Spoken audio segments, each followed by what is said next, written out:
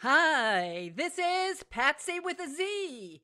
Welcome to Joy on Paper Live, a program for writers and those who dream of writing, and for everyone who wants to know the story behind the book. And I am so happy today because I have a really great author interview. Wow, this is going to be fun with somebody. She's got two names, but we're going to talk about that too because today she is very special. She's Susan Shapiro Barash, and I am so happy to welcome you, Susan, because your book is Estranged: How Strained Female Friendships Are Mended or Ended. Wow. Hi, how are you? Hi there, how are you? Okay, it's great to see you and great to talk to you again because, as I said, you are also a novelist, but you are a counselor. So tell us a little bit about your background as a counselor and how you got into this nonfiction area where you're talking about relationships. And now we're talking with this book, Estranged, about female relationships and friendships. So tell us a little bit So, about yourself. so, Patsy, my background is that I was in the writing department at Marymount Manhattan for almost 24 years and until COVID. And my topic was gender. And I published, this is my 14th nonfiction book. So I published books on how women are positioned in contemporary society. So I did a book on, I've done 3 studies on the role of wife. And I did a book on female rivalry and toxic female friendships and mothers and daughters, mothers in law and daughters in law. And so this book was something that I was long researching and very interested in both personally and just to see what's going on with women today because there's been a very big shift. A very big shift. And so, this book, you're talking about the different types of friendships between women and how they, in today's society, we have a lot of strange and different relationships partly because of the internet and being able to text. So, we're sometimes more distant.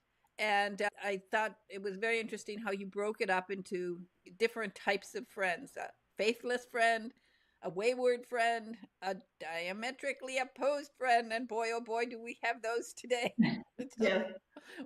On But, so many but you levels.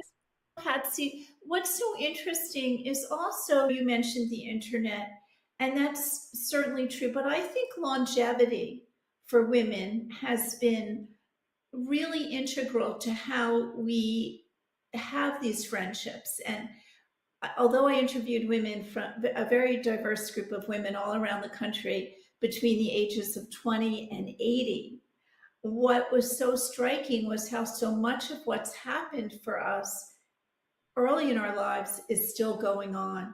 You're retired, you're over 55 or 60, and these friendships are every bit as important, maybe more important, but we still, until very recently, based on my research, we haven't really had the skills to stand up to our friends because we've been taught that we're best friends forever. Ah, yes, yes. Oh, oh, I've heard that word many times. We're going to talk about all of them. We'll go into each one of them. You can tell us a little bit of the story. I know that in each of the chapters you've also combined a sister friendship because that's a very dynamic relationship. I know my sister is very important to me, so she is my friend forever. And she was already a big girl when I was born, and she thought I was a baby doll. But the best big sister in the world. I chose to, I wanted this book to be about female friendships, but because women are so affected by their relationship with their sisters in terms of their female friendships, I thought, in other words, if you have a sister or sisters and you're so very close, you don't really need your friends the way that those of us who do not have a sister need this female friendship, these female friendships. And because you already have an in Built family in. female She's a bonds. built. She's a built in. She's And a she. built-in. However, When those sisterships fail, Oh, the women, and that's what I wanted to find. I didn't want to do a book on family estrangement. That's been done. But I wanted one specifically on female friendship. And I did feel that, as you said, it's a built-in friend to have a healthy relationship with your sister. When it fails, it's incredibly painful for the women, and they reported tremendous loss. yeah. Oh, that will happen. So let's go through. Let's just pop through them, and you can tell us. I know you have some interesting, both for what you've put together as the stories and the interviews that you did. At 150 women to talk to them. You did a lot of. Did you do all of those over coffee, or some of them were by Zoom? Mostly by phone, mostly Oh, phoners, and of course, all identifying characteristics have been changed. But what was so interesting was that these categories that you are speaking of really came about as the result of the stories and the feelings that these women had. good. Let's So, start with this.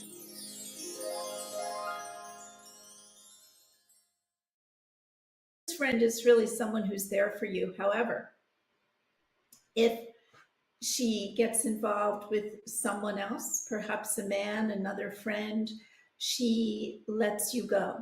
The relationship shifts and the closeness shifts, even though the women who felt that they were estranged by their faithless friend, it happens because she changes her priorities and someone or something gets between the two of you.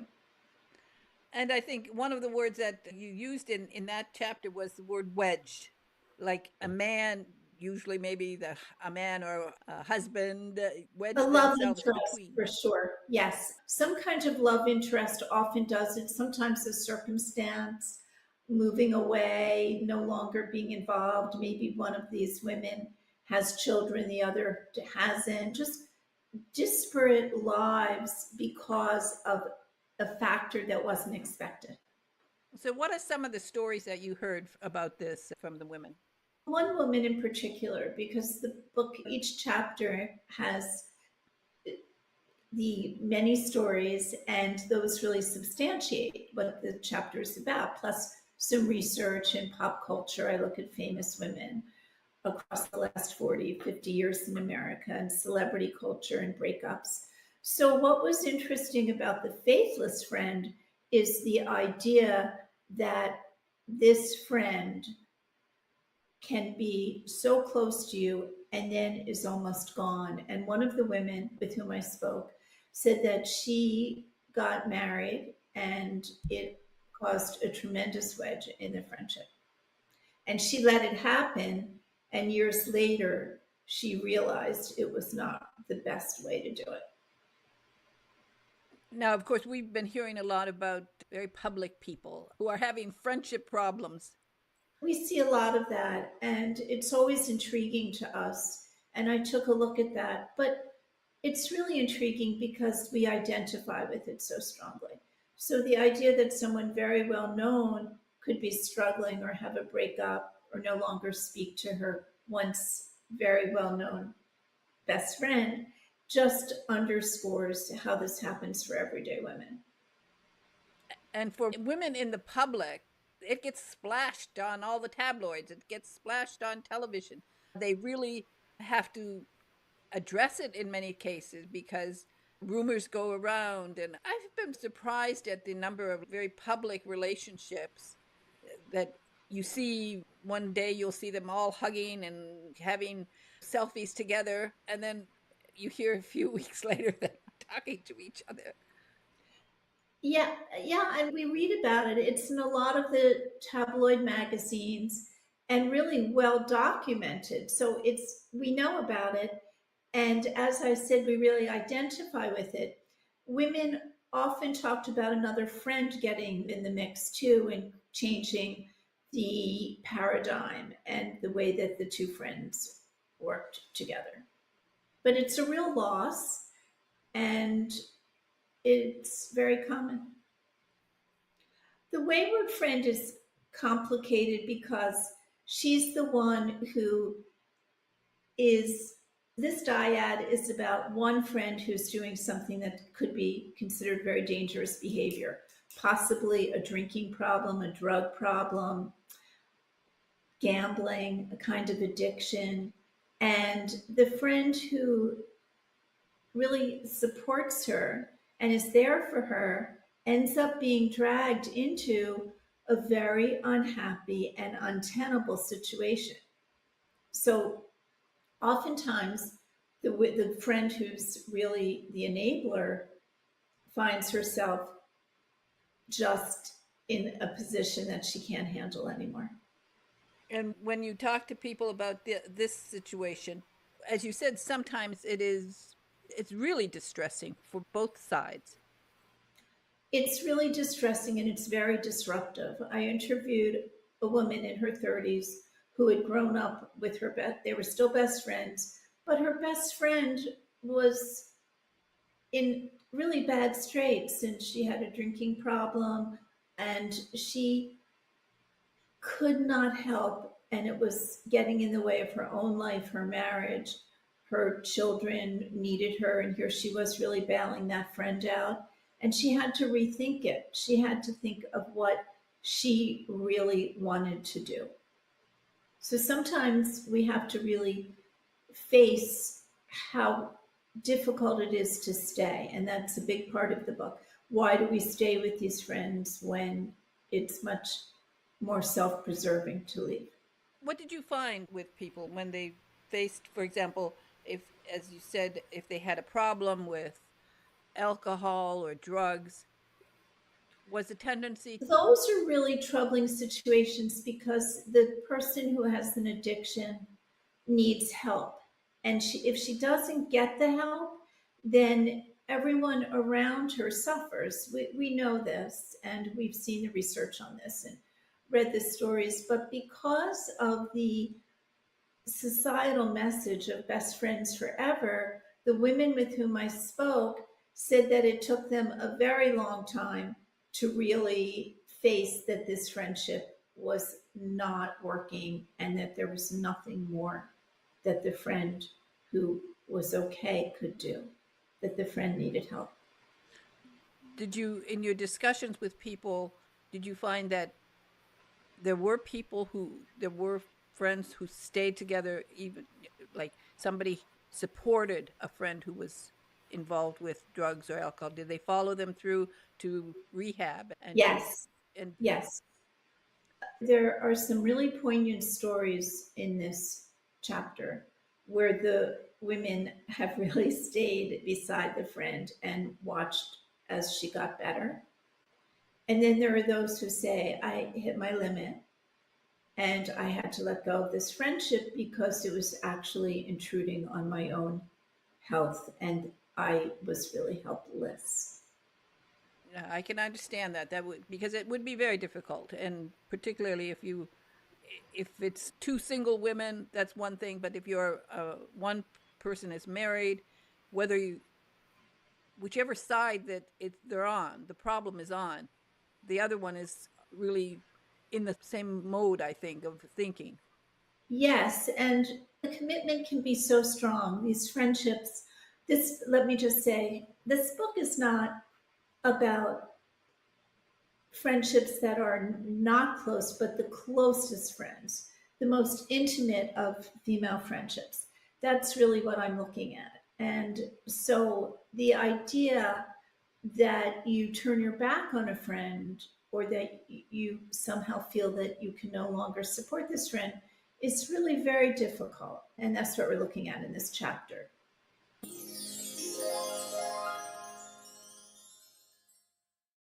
As a result of COVID, what happened with COVID and with everything else, and the politics, it's it's difficult to comprehend sometimes. Yes, you're right. This chapter really is about the last 9, 10 years in the country where there were disparate political beliefs among friends who really thought that they were on the same page and found it almost shocking and extremely divisive, which we had not seen before for the last two elections. And then we're talking about how divisive it was in terms of vaccine and how we raise our children today. Do they get their shots or do they not? So, women, some of the young women who had been very close to these friends, a lot of these stories are about growing up with this friend, said that they were very surprised at how their different values were a deal breaker.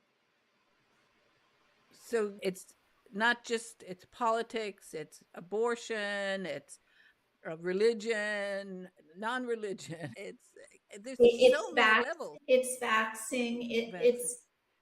It's also about, for the younger women with whom I spoke who had young children. Interestingly, it's also about how you raise your family, as if you can't just have separate beliefs, but that if you're not together, you're on, if you don't look at it exactly the same way, there's less tolerance. So there's this new wave of kind of you're with me or you're against me in terms of friendship that has to do with our values. Now, generally speaking, when you talking about friendship on a long-term basis, did you find that women want to be friends with women of the same culture, the same background? Is this is predominant, the strong friendships that you discussed? The theory of, like with the theory of homogamy, is of course strong. Where many women said our mothers were friends, our grandmothers were friends, we're the same race, religion, culture. And other women looked at it more as if we have the same take on life, we have the same interests, we both climb mountains, we both love travel. Just a kind of identity. It doesn't have to be just your background, but to feel very known by your friend. So the stories I uncovered are women, as I said, of all ages who were once so close to a friend, and now a majority of them have left the friendships because they really changed and they were no longer healthy. It's heartbreaking. I think some of the stories that you put together, some of the interviews you had, sometimes you must have really felt really heartbroken about some of the stories. I found them very poignant and very emotional, but what was really striking about it is that what these women were saying, no matter their age, they were saying to me, you know what? I woke up and I feel empowered, not a failure, but empowered by leaving this friend. And that's really something that we're hearing very recently. Patsy, we didn't hear that for a long time. I hadn't heard it. And it's a very recent way of thinking. And it's the idea of breaking with the old way, best friends forever, no matter what. So many of the interviewees spoke of what they had put up with their friends. She did this, she did that. Some really egregious things happened. And then the idea that you could leave and the hope and ambition to have a healthier friendship after the breakup is very notable and very new. And you do mention like the cultural impact, for example, of the television show Friends, which was one thing, and Sex in the City, which of course was a all-female friendship group.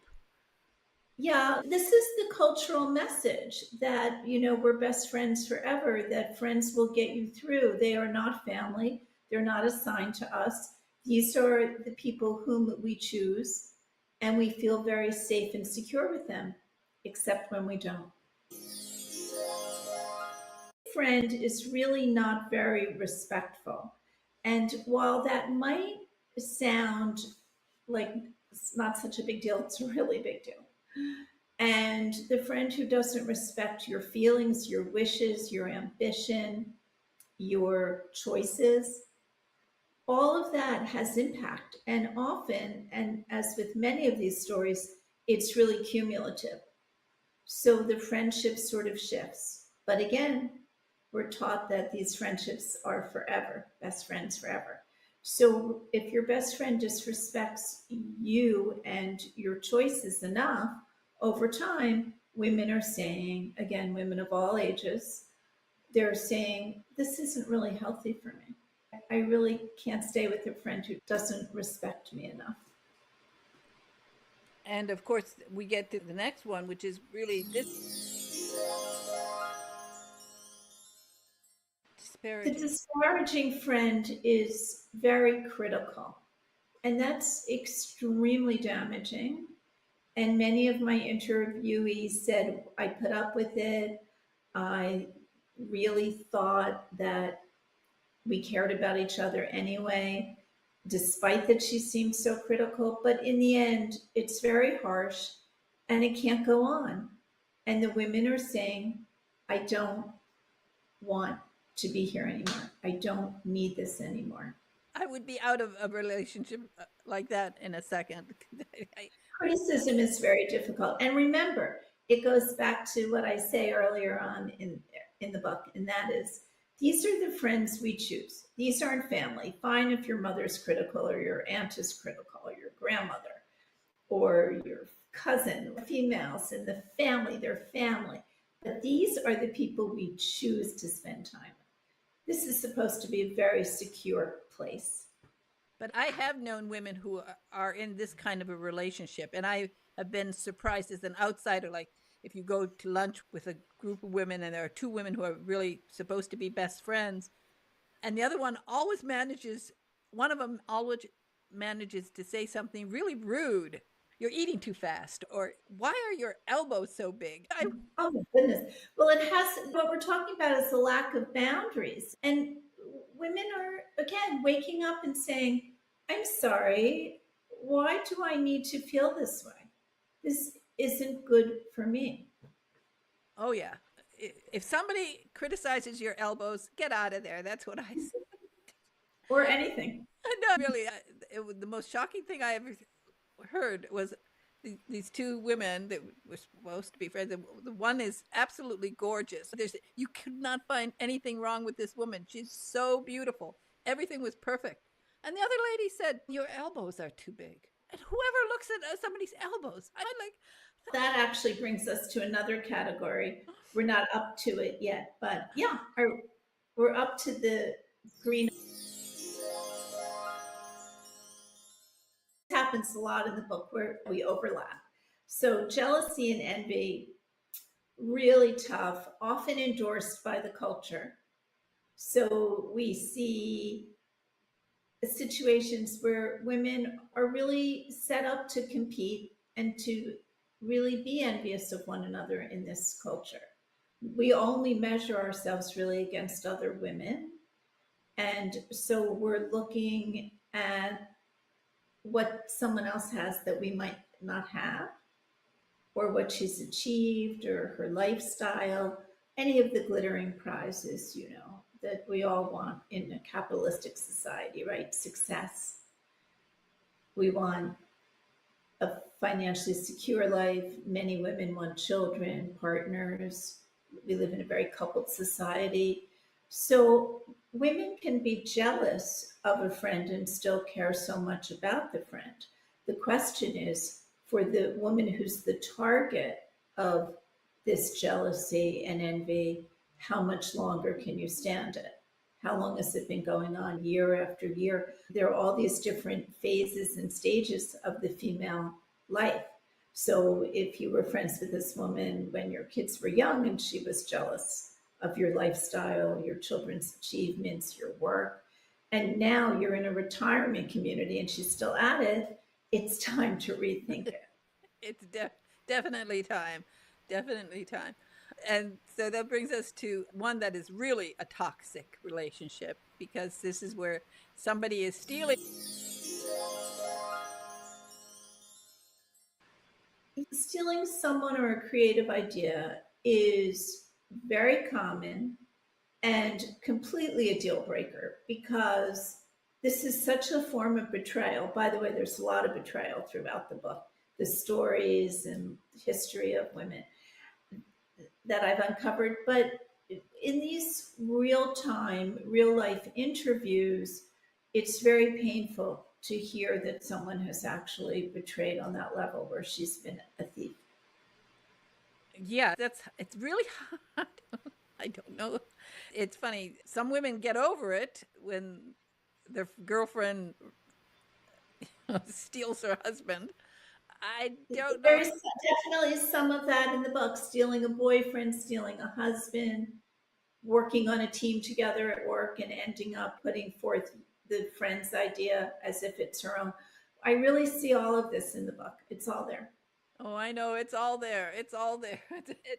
And of course, in addition to all of this work that you do, you are also a novelist. So you really, with all of these interviews, I think you also can gather a lot of really nice information for your novels. It's so true. It's so true that what they say about the truth, that it's stranger than fiction, and definitely studying women and how they navigate a path in contemporary culture in America. As I said, mothers, daughters, wives, rivals, foes, best friends, that I am really looking at the faces women wear versus how they really feel. And so when I write fiction, I think a lot about what I learned in my research and studies for nonfiction. And you also mentioned your own friendship problems.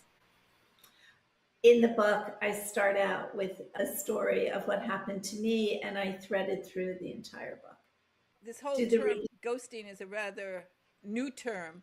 I don't even ghost, have. and I think that brings us to a really important point, and that is that what so fascinated me was to listen to the level of disappointment and heartache, and then, of course, the empowering new way of leaving these friends as women compared it to a love relationship. And what they were saying was that you can leave a husband, you can leave a partner, but leaving a friend, a best friend, someone whom you really trusted is almost more painful and harder to do because it's not endorsed by our society. And yet, I found in my research that we're able to do it more and more. So each chapter at the end has some of the salient questions we have to ask ourselves to see where we need to go with the friendships. And the red flags that should alert you Exactly. to Right. Exactly. when you're heading towards a toxic relationship. Now, when this ghosting thing that came up and people do it, where I don't know when the term came because I hadn't heard it until my girlfriend, who was going on these dating things on the internet, and she was I told her she was crazy because I just thought it was crazy, but she did go on some of these dates, and of course then she got ghosted and she got all upset, and I didn't know what she was talking about because at the time I had never even heard the term, but women get really upset when they get ghosted. So Ghosting in the dating world has become pretty common, and you can ghost or be ghosted. It's a method of rather than a slow fade. But with female friendships, the intimacy is so great that the ghosting of those as a way to let go of the friend is really a very uncomfortable and disturbing way to do it. Why do women do it? Women really don't, in our patriarchal culture, women don't really like to be confrontational. They don't really like conflict. And sometimes to ghost a friend, a female friend, I found in my research was just an easier way to get the message across than it was to sit down and say, you did this and this, and I can no longer be with you, just to avoid all of that. like I think of it as a sort of a coward's way out, but I don't know. Yeah, it's not really facing this situation, but at the same time, it creates when women do it, and not all women do it in this book, of course, or in my anecdotal research, but doing it seems to be a way to be set free, even though it isn't the most open or honest way to do it. It might be considered more honest to sit down and say, look, here's what's going on. But women don't really like that. And also, we've been trained to do it before we get divorced. But who's been trained to do it before you leave your best female friend? It's funny when I was thinking about this, and I remember my grandmother was telling me they had a party line. Um, they were out in the middle of the country, and they had a party line. They had 5 people on the party line. And when she got mad at some woman, she actually went to the telephone company. She had to go, it was a trip to go to town where they had the telephone company. And she had to explain that lady is listening to my conversations. And that was early ghosting. Early ghosting. But ghosting is definitely a method, and I note it, and it happens, there's no question, with female friends. And because the friends have been so close and have been in touch, it's often really shocking. So we have the estranger, the one who estranges, and the estrangee, who is the one who receives the estrangement. She's at the receiving end. But what was really fascinating was how many women said to me, I'm okay. I'm okay, even though we're estranged and I was the one at the receiving end.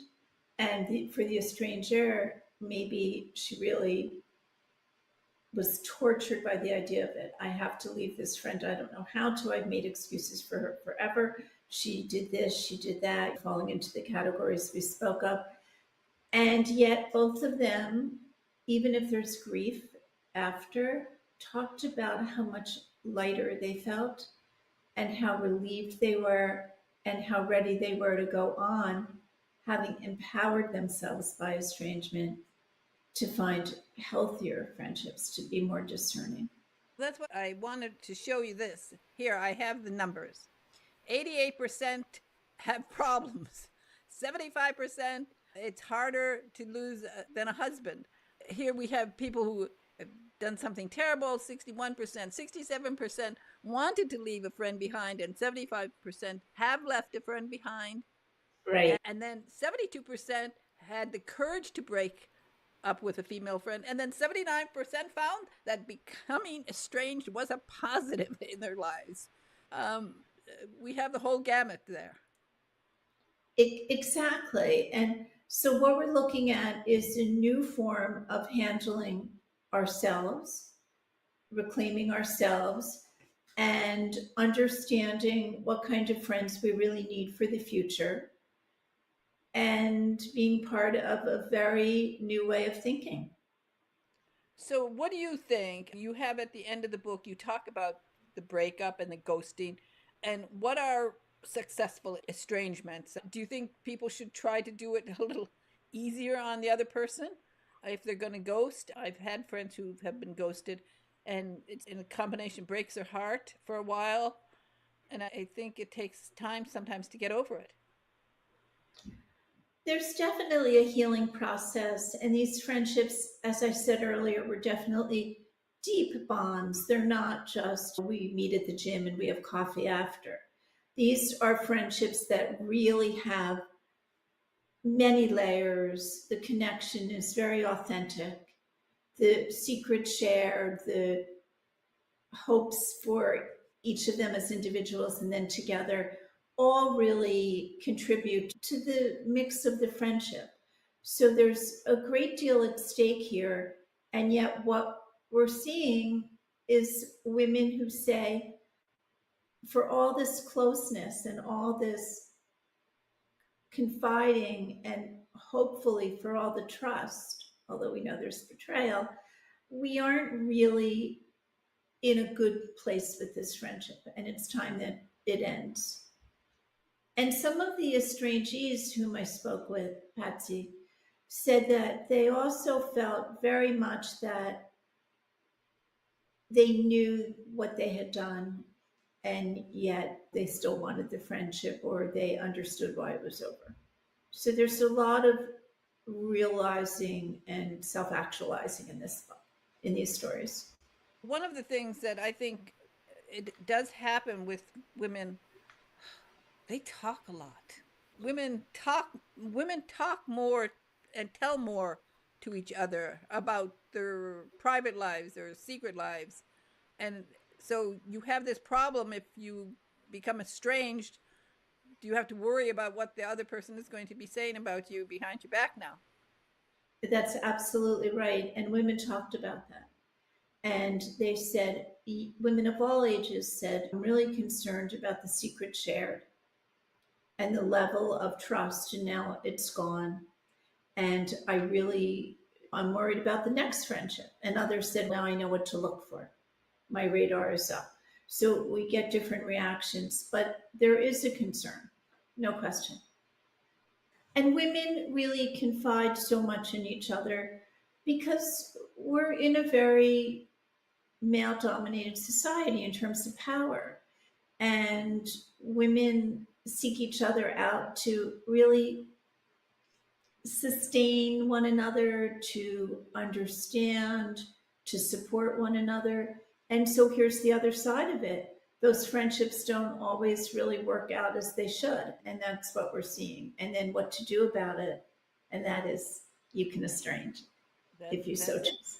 So, you think the women who have gone through this, they've learned their lesson? I don't know. Women do talk about things that often, like, I cannot deal with hearing. I don't want to hear about a lot of stuff. I really don't. It's Well, difficult. yes, you're saying that you just don't want someone to spill. Is that what you're saying? Yeah. Yeah.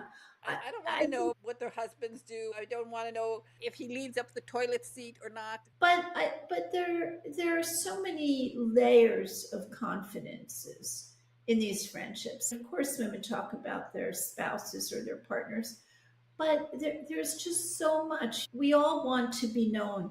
We want to be understood, and the idea that these female friendships can really provide that is very worthwhile. And yet, when a tension forms in a friendship, one that becomes more than tension, really a problem, it's absolutely devastating for the women. And there's also, we don't really talk about it, but some of the women, again, all ages, spoke of a hierarchy. So, they're friends for a very long time, and then the friend meets a new group at work or somewhere through her partner, faithless friend, and she's no longer as important. And it's very upsetting and unsettling, as if the friend has moved on. Or it happens so often that divorced women seek out other divorced women, or married women don't necessarily want to spend time with their divorced friends because it was different when it was coupled, but there's always the fear that there's a bit of thieving that could go on. And so there's the question of trust, but also the idea that I spoke of before, of like with the theory of homogamy, that we end up with people who are in the same circumstances, young women who marry or friendly with married couples now, and then they have children and they seek out the other mother. So everything that reflects that's a mirror really works easily for us in our fast-paced society. So, as a novelist, what are some of the books where you found friendships intriguing or that follow some of the patterns that you mentioned here? I actually reference some novels in this book. I look at what kind of friendships there were, and I look at, let's think of Little Women, Louisa May Alcott, where the sisters were a family together. They were sisters, but they also provided friendship and companionship for each other. Of course, it was a long time ago. But we look at these stories where I also reference Elana Ferrante's novels. And in looking at those, we're really looking at friends who grow up together. They live in Naples, they toughen up together. But there's often a built in competition among women that's a societal construct. Patsy, in a world, and I write about this in the book, of limited goods, where we don't have as many women in public office as men in government. We don't have as many women as men in high positions of power in the workplace. And so achieving women are often just in the same sphere, are often just pitted against each other. So until we get over the idea that if your friend gets something, an accolade, that means we won't. We have to stop thinking in this not enough pie way of life. And not apply that, then I think there will be less jealousy and competition. But right now, we're all set up by a societal structure, really, to compete with one another. And Well, that creates. people can find out a lot about women's friendships in this book, which is an excellent book, Estranged. But they can also find out more about relationships, your series, and of course, Mirabelle's Shadow, which came out. Oh, I don't remember now. We talked about it before you were on, and that is with your other name. But Susanna Mary. name, yes. You have a lot of friendships in those books because there's 3 books, right? Maribel's Shadow is the Yeah. third of the Palm Beach novels. So there's a Palm Beach Wife, which is all about friendship, as well as marriage and daughters and lies and secrets.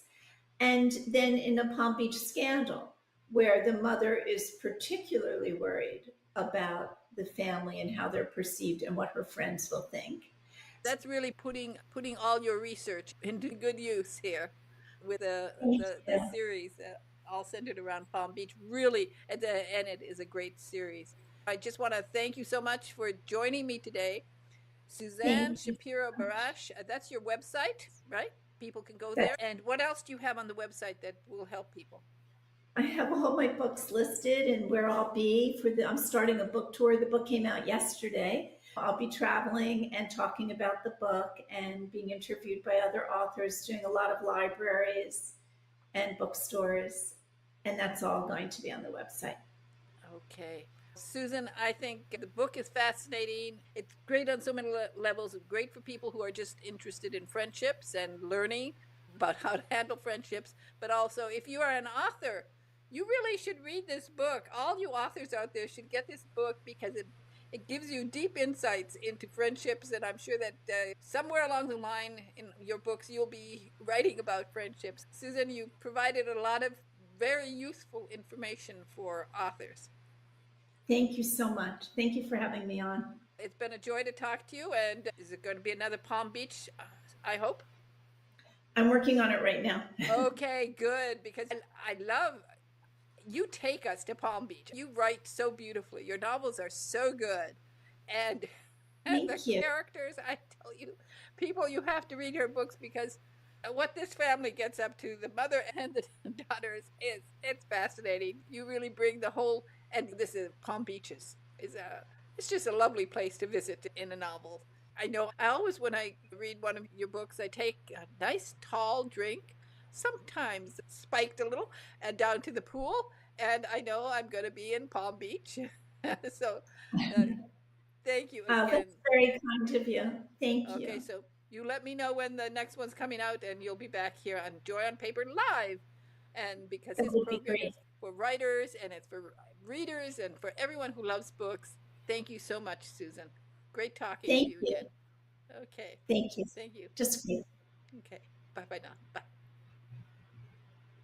It's always fun to talk to Susan about her books, whether they're nonfiction or I love her novels, all set in Palm Beach. And it really is like a holiday in a book.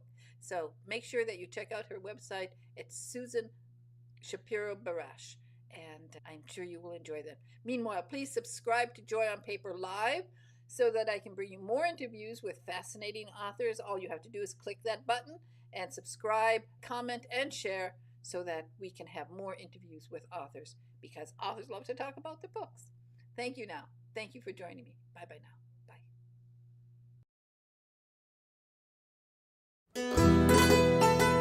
Bye.